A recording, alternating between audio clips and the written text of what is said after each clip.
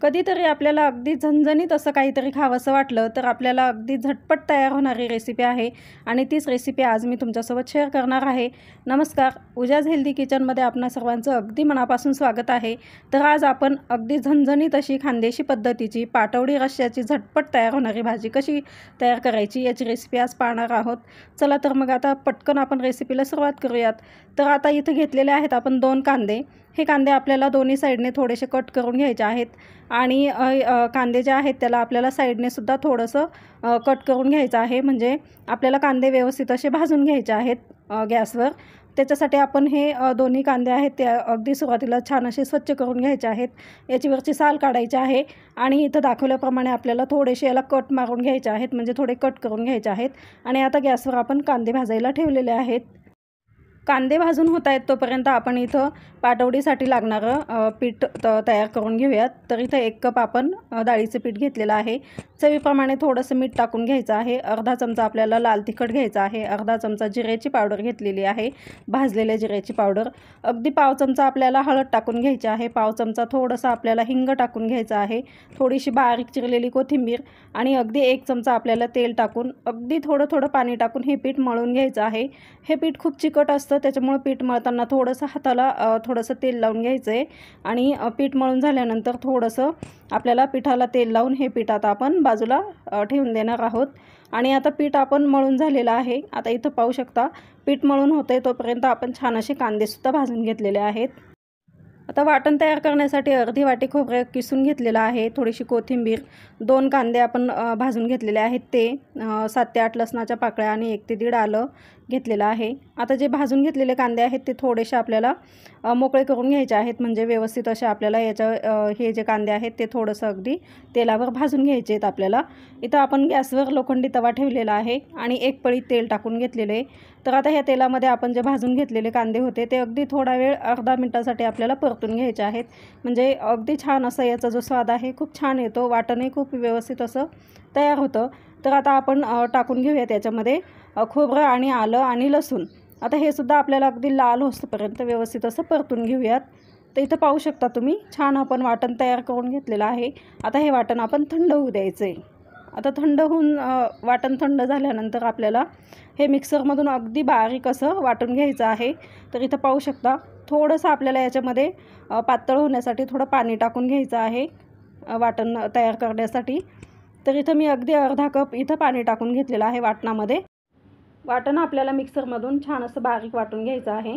आता भाजीसाठी इथं 3 पळी तेल टाकून घेतलेलं आहे कढईमध्ये. तेल छान तापलं की आपल्याला मोहरी टाकून घ्यायची आहे. अर्धा चमचा मोहरी, अर्धा चमचा जिरं घेतलेलं आहे. छान असं जिरं मोहरी तडतडून छान असं फुललं की आपल्याला याच्यामध्ये जो आपण मसाला वाटून घेतलेला आहे तो टाकून घ्यायचा आहे. आता हे वाटण बघू शकता तुम्ही या पद्धतीने अगदी बारीकसर असं वाटून घ्यायचं आहे आपल्याला. आणि जे गरम तेल आहे त्याच्यामध्ये व्यवस्थित असं आपल्याला वाटण जे आहे ते परतून घ्यायचं आहे. तर पाहू शकता अगदी 2 ते 3 मिनटात वाटण जे आहे ते अगदी छान असं परतून झालेलं आहे आणि छान असं वाटणाला तेलसुद्धा सुटलेलं आहे. आता आपण 3 चमचे काळा मसाला टाकून घेतलेला आहे, 1 चमचा लाल तिखट आणि 2 ते 3 चमचे आपल्याला इथं धणे पावडर टाकून घ्यायचे आहे. व्यवस्थित परतून घेऊयात. याच्यामध्ये अर्धा चमचा आपल्याला हळद टाकून घ्यायची आहे. सर्व मसाले आपल्याला व्यवस्थित अर्धा मिनटासाठी व्यवस्थित परतून घ्यायचे आहेत. पाहू शकता व्यवस्थित आपले मसाले आहेत ते परतून झालेले आहेत. आता याच्यामध्ये आपल्याला गरम पाणी टाकायचं आहे. तर पाण्याचं प्रमाण तुम्ही कमी जास्त करू शकता. तुम्हाला किती घट्ट किंवा पातळ ही भाजी हवी आहे किंवा रस्सा हवा आहे त्यानुसार तुम्ही याच्यामध्ये पाण्याचं प्रमाण ठरवू शकता. आपल्याला पाटवडीच्या भाजीला पाणी थोडंसं जास्तच लागतं, कारण पाटवडी जशी शिजत जाते तसं जे पाण्याचं प्रमाण आहे ते रस्सा तो घट्ट होत जातो. आता इथं आपल्याला चवीनुसार मीठ टाकून घ्यायचं आहे. पाहू शकता अगदी छान असा आपला जो रस्सा आहे तो व्यवस्थित असा तयार झालेला आहे. आता याला उकळी येऊ द्यायची आपल्याला. आता रश्श्याला उकळी येते तोपर्यंत आपण पाटवडीसाठी छान अशी आपण जे पीठ मळून घेतलेलं होतं त्याची पोळी लाटून घ्यायची आहे. आता ही पोळी लाटण्यासाठी तुम्ही तेलाचा किंवा पिठाचा सुद्धा वापर करू शकता. मी इथं अगदी थोडंसं तेल लावून घेतलं होतं. खूप जास्त जाडही आणि जास्त पातळी अशी आपल्याला ही पोळी आहे ती लाटायची नाही आहे. थोडीशी आपल्याला मध्यम अशी लाटून घ्यायची आहे आणि तुम्हाला हव्या त्या आकारामध्ये तुम्ही पाटवड्या कट करून घ्यायच्या आहेत. तर इथं मी अगदी डायमंड शेपमध्ये कट करून घेते आहे. तुम्हाला हवं तर चौकोनी आकारात किंवा तुम्हाला जे आवडीचं असेल त्या आकारात तुम्ही कट करून घेऊ शकता. पाहू शकता तुम्ही, या पद्धतीने आपल्याला सुरीच्या सहाय्याने अशा छान अशा पाटवड्या तयार करून घ्यायच्या आहेत। इथं संपूर्ण पाटवड्या आहेत त्या मी आता छान अशा कट करून घेतलेल्या आहेत।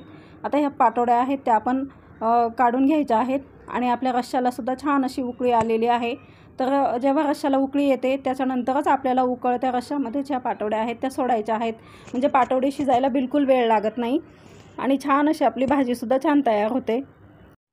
आता इथं पाहू शकता संपूर्ण पाटवडी आता इथं टाकून घेतलेली आहे मी रश्श्यामध्ये आणि ही पाटवडी शिजायला अगदी 2 ते 3 मिनिटात शिजते छान अशी, कारण रस्सा भरपूर असा छान उकळलेला असतो आणि उकळत्या रश्श्यात आपण पाटवडी टाकली की ती पटकन शिजते।